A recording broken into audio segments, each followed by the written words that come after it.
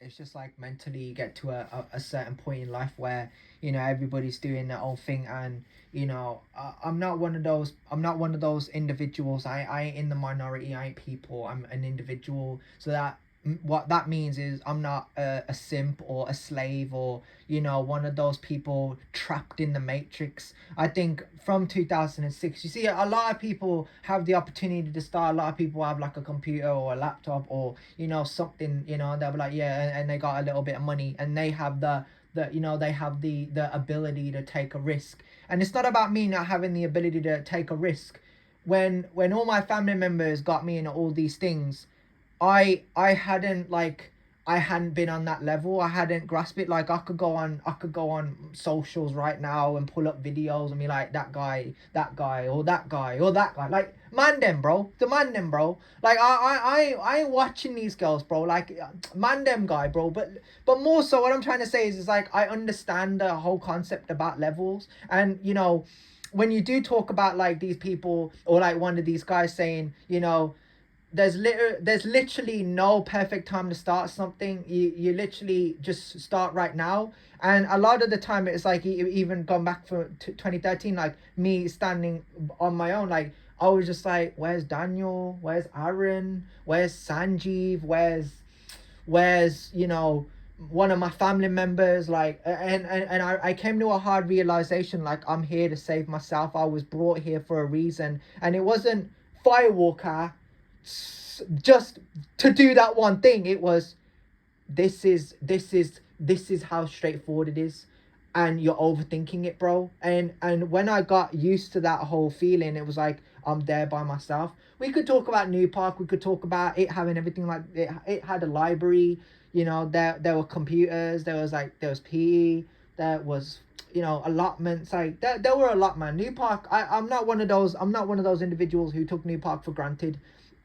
But I never respected the facility as like a school. I never really associated with these dumb cunts.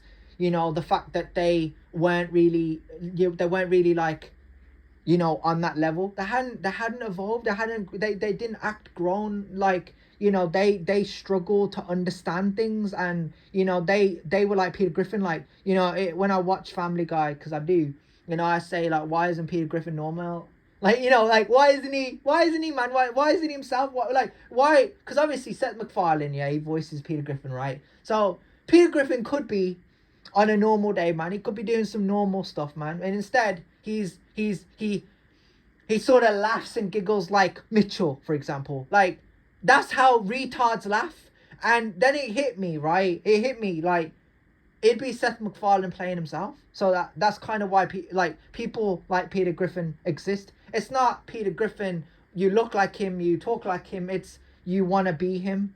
And it's one of those things where when you look at life, some people look at themselves and say, I've been taken advantage of by a woman, or I've been taken advantage of by my step parents, or like I've been mentally abused as a child. I was one of those individuals who I had to learn from a very young age.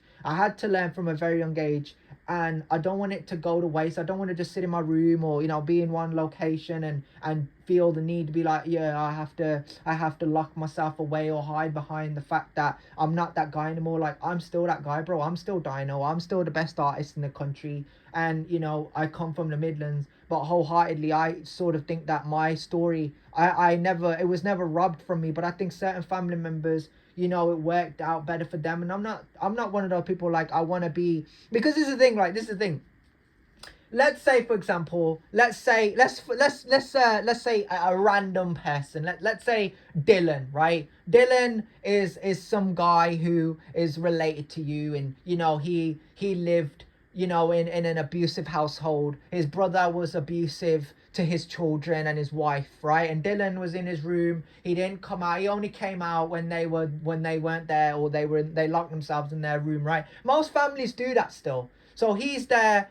He's antisocial. Like, now he's got his own apartment. He has to sign on. He has to claim benefits. He has to shop for himself, do all the stuff. Like, Dylan's there, right? And he's trying, but like, I see it's not making ends meet. It's struggling, right? Because that's sort of like, you look at yourself and like Dylan in his mind, like I don't know how a guy like Dylan could do it, man. Like he's come from, you know, having like being in a household with family members, and that's his brother, but he kicked him out on the street.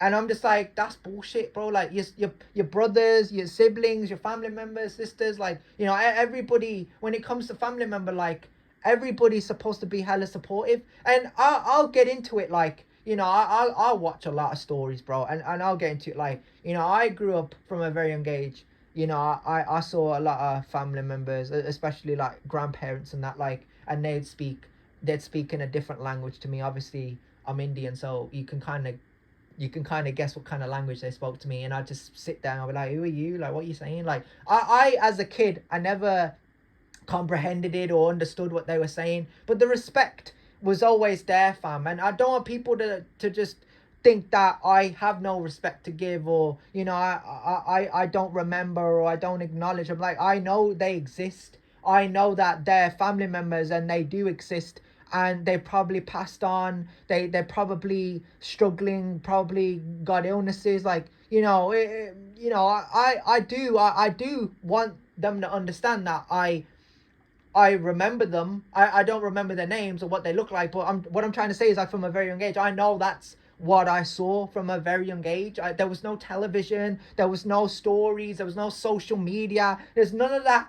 There was none of that, right? There was no, I got banned from Firewalker because of some bullshit. There was no, I got fucking, you know, disrespected by McCarthy from Juniper. That hadn't happened yet. So you have to look at yourself as a person and say, it's not, it doesn't make it easier. And there are people out here with way more problems than me, way more stories than me, and I will always be the type of person, like I just said, I just made the aggravation episode, like, that's it, bro.